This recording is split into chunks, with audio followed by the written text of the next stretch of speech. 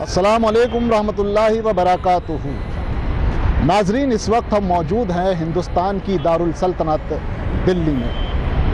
دلی جسے دل والوں کا شہر کہا جاتا ہے، دلی جس کی عموماً پہچان لال قلعے اور قطب مینار سے ہوتی ہے، لیکن اصل میں یہ سرزمین ہے ایک مرد مومن کی، ایک ولی کامل کی۔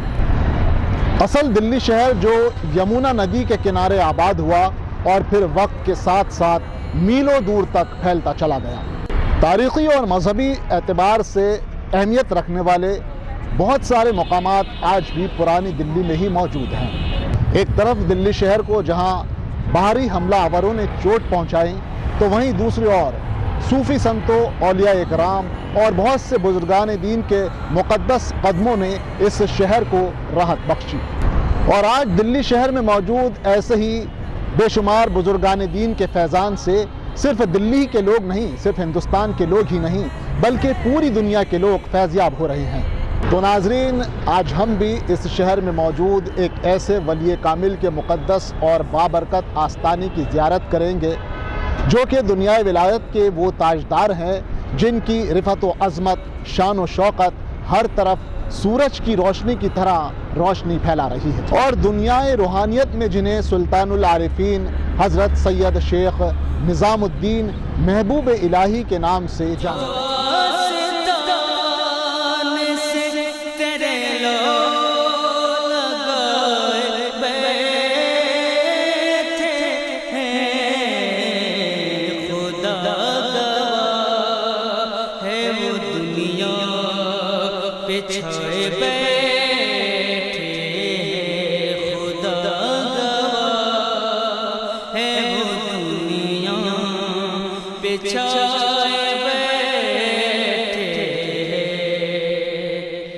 چمک رہی ہے جب تیرے فقیروں کی چمک رہی ہے۔ آپ کے والد محترم کا اسم گرامی سید احمد الحسینی تھا، جو اپنے وقت کے جید عالم اور پیدائشی ولی تھے۔ آپ کی والدہ محترمہ حضرت بی بی زلیخا ایک تہجد گزار نیک خواتین تھی۔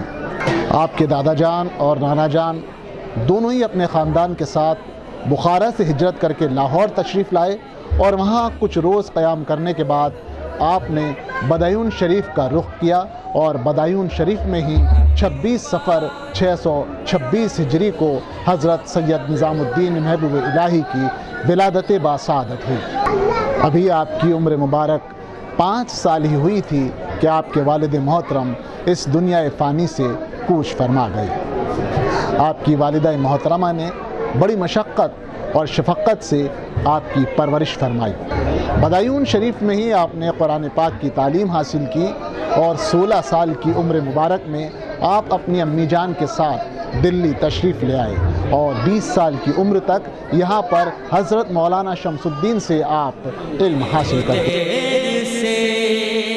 تیری چوک پہ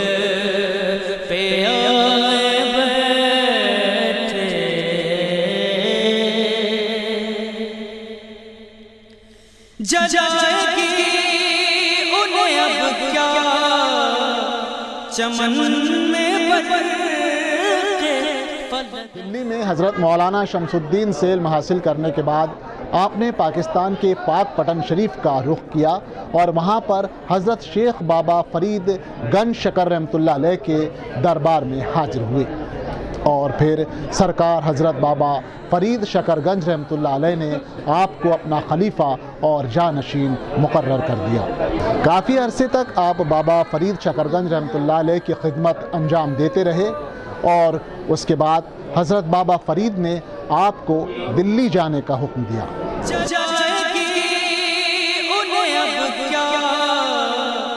چمن میں فلک جلائے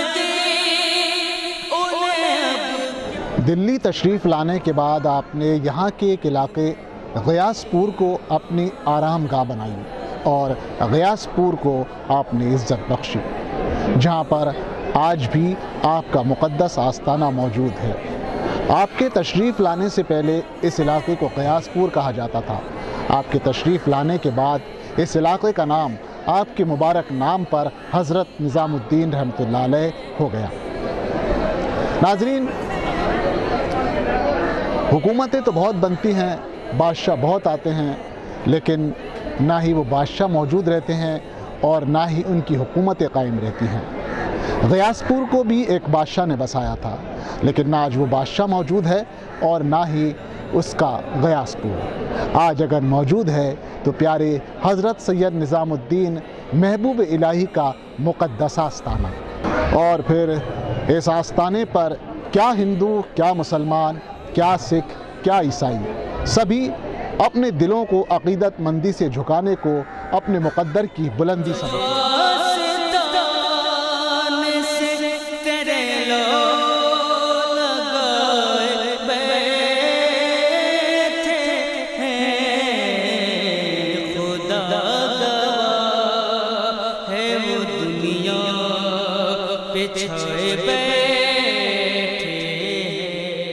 ایک دن آپ کے ایک مرید شیخ عبد الرحیم نے آپ سے عرض کیا، میرے آقا آپ کئی روز تک مسلسل بنا سحری کیے، بنا افطار کیے روزہ رکھتے ہیں، جس کی وجہ سے آپ کا جسم مبارک کافی کمزور ہو گیا ہے۔ اس پر آپ نے فرمایا، دنیا میں کتنے غریب، محتاج، مسکین لوگ مدرسوں، مسجدوں اور چبوتروں پر بھوکے پڑے رہتے ہیں، ایسے حالات میں میرے حلق سے نوالا کیسے اتر سکتا ہے؟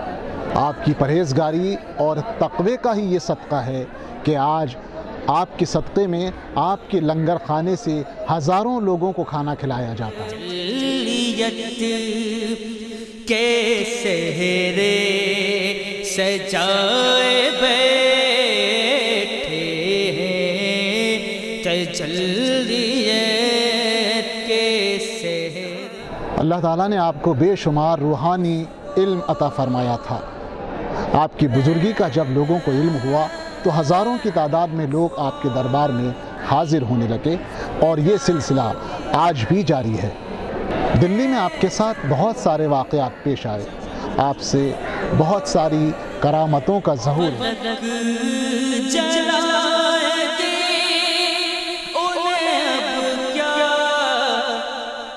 چمن میں پڑھتے فلک جو آشیاں۔ آپ کی حیات طیبہ میں دلی پر 7 بادشاہوں کی حکومت قائم ہوئی، جن میں سے کئی بادشاہ ایسے تھے جو آپ سے بے پناہ محبت کرتے تھے اور آپ کے مرید ہوئے، لیکن کچھ ایسے تھے جو آپ سے نفرت کرتے تھے اور آپ کو پریشان کرنے کے لیے ہمیشہ سازشیں رچتے رہتے تھے۔ سلطان غیاث الدین بلبن کے پوتے محافظ الدین کو آپ سے اس قدر محبت تھی کہ انہوں نے بادشاہی چھوڑ دی۔ جو آشیاں نستے جلوے بیٹھے ہیں۔ آپ کے 600 سے زیادہ خلیفہ ہوئے، جنہوں نے پوری دنیا میں اسلام کی تبلیغ کی اور لوگوں کو انسانیت کا پیغام دیا۔ حضرت امیر خسرو، نصیر الدین چراغ دہلوی اور برہان الدین غریب کا شمار آپ کے بہت چہیتے خلفاء میں ہوتا ہے، اور ان میں بھی سب سے زیادہ آپ کے چہیتے تھے حضرت امیر خسرو۔ حضرت سید شیخ نظام الدین محبوب الہی کی درگاہ کے مین گیٹ سے جیسے ہی ہم اندر داخل ہوں گے، سب سے پہلے آپ کے چہیتے خلیفہ حضرت امیر خسرو کا آستانہ ہمیں نظر آئے گا۔ تو آئیے چلتے ہیں حضرت امیر خسرو کی بارگاہ میں حاضری دینے کے لیے۔ چمک رہی ہے جب تیرے فقیروں کی تجلیت کے سہرے، تجلیت کے سہرے سجائے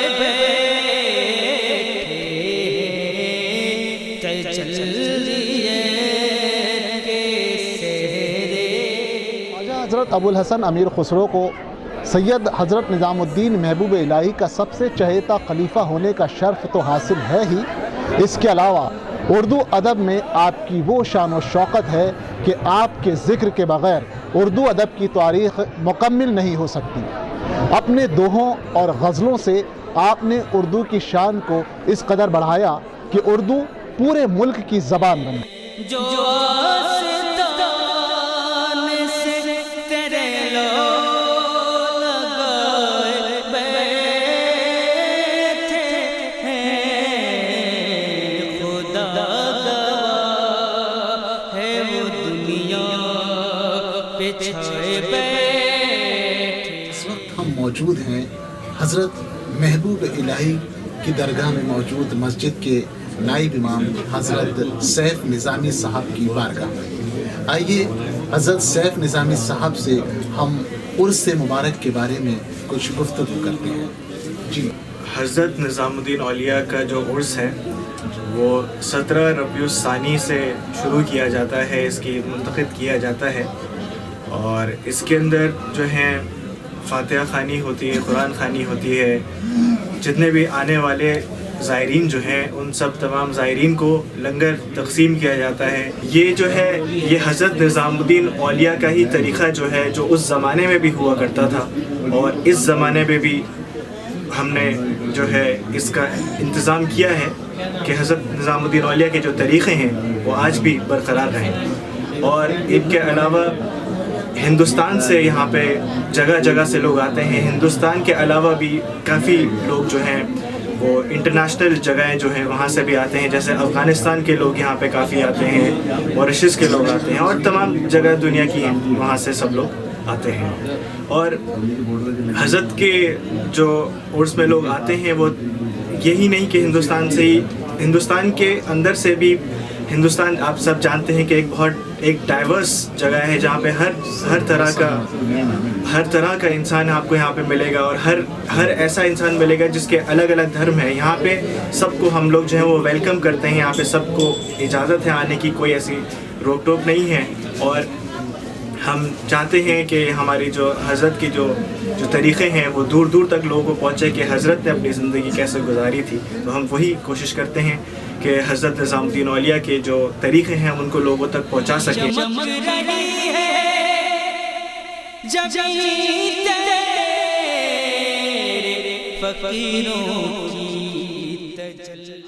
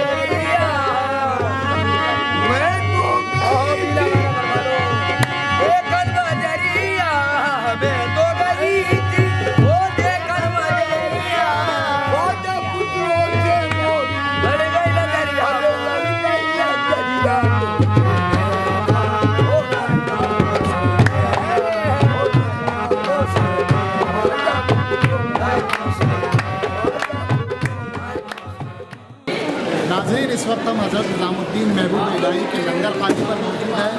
یہاں پر لنگر خانے میں لنگر کرایا جا رہا ہے اور لوگ یہاں پر ہزاروں کی تعداد میں حاضر ہیں. سبھی سرکار کے تبرک کو بڑے ادب اور احترام کے ساتھ نوش کرتے ہیں. محفل پہ چھائے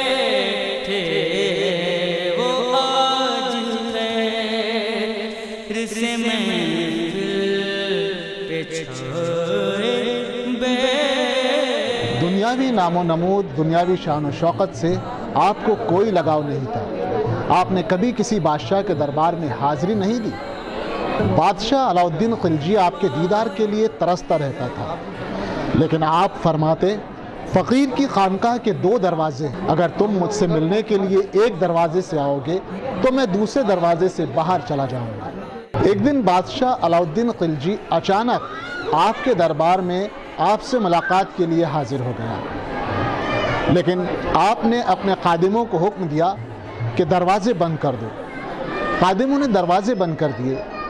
बादशाह अलाउद्दीन खिलजी समझ गया कि ये इरादे के बड़े पक्के लोग हैं, अपनी जान दे देंगे लेकिन अपने मुर्शिद की बात नहीं टालेंगे। बादशाह ने एक कागज़ का टुकड़ा लिया और उस पर कुछ लिखकर आपके खादिम को दिया और कहा, मेरी जानिब से ये सरकार की बारगाह में पेश कर दो। हज़रत निज़ामुद्दीन औलिया महबूब इलाही ने वो कागज़ का टुकड़ा पढ़ा। उस पर बादशाह ने लिखा था, ये क्या? बादशाहों की चौखट पर भी पहरेदार और फ़कीरों के दर पर भी चौकीदार। हज़रत महबूब इलाही ने उसी कागज़ के टुकड़े की पीछे कुछ लिखकर अपने खादिम को दिया और कहा, जाओ ये अलाउद्दीन खिलजी को दे आओ।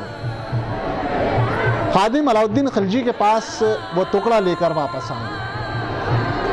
अलाउद्दीन खिलजी ने वो टुकड़ा कागज़ का खोला तो उस पर आप महबूब इलाही ने तहरीर फरमाया था कि बादशाहों के दरबार पर जो चौकीदार होते हैं वो साइलों और फ़कीरों को रोकने के लिए होते हैं, और फ़कीरों के दरबार पर जो चौकीदार होते हैं वो बादशाहों को रोकने के लिए होते हैं।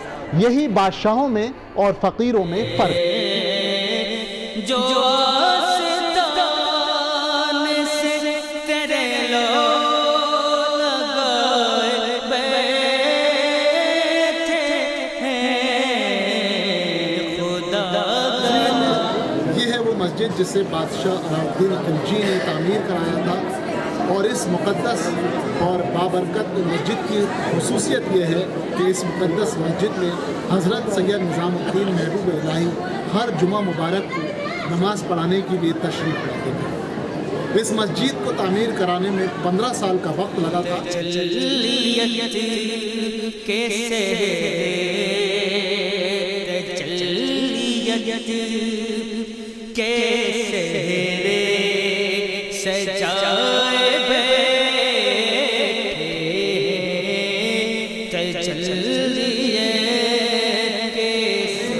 देख सकते हैं कि हर तरफ रौनक ही रौनक नज़र आ रही है, और ये रौनक है सरकार हज़रत महबूब इलाही के उर्स के मुबारक मौके की रौनक। और इस उर्स में शामिल होने के लिए सिर्फ हिंदुस्तान से ही नहीं, पूरी दुनिया से अक़ीदतमंद यहाँ पर हाजिर हुए हैं, और इस वक्त हज़ारों की तादाद में अक़ीदतमंद मुक़द्दस आस्ताने पर मौजूद हैं। आइए हम जानते हैं कि अक़ीदतमंदों की इस वक्त क्या कैफियत है, वो किस तरह महसूस कर रहे हैं अपने प्यारे आका के दरबार में हाज़िरी देने के बाद। मेरा तकरीबन यहाँ 22-23 साल से आना है, हर साल का हाज़िरी, और बहुत अच्छा इंतजाम होता है जायरीनों के लिए, सर्दी के लिए, सर्दी हो या गर्मी हो, बरसात हो, खाने का, ठहरने का, लंगर का बहुत अच्छा इंतजाम होता है। ये दरगाह की तरफ से किया जाता है, और फैज़ का तो बयान ही नहीं किया जा सकता कि क्या फैज़ है जो आदमी लेके जाते हैं, वो अंदर की कैफियत है। और हम तो जब भी आए यहाँ से कुछ न कुछ हमेशा लेके ही गए हैं, और हम जिस मकसद से आए हमें कामयाबी मिली। जो देर से तेरी चौखट पे आए। तो नाज़रीन, ये था ज़ियारत औलिया हिंद के तहत दिल्ली शहर में हमारा सफ़र। इस शहर में हमने आपको 2 मुक़द्दस आस्थानों की ज़ियारत करवाई। इसी के साथ अब हम आपसे लेते हैं इजाज़त। किसी और मुकाम पर, किसी और मुक़द्दस आस्थाने पर आपसे फिर मुलाकात होगी। तब तक के लिए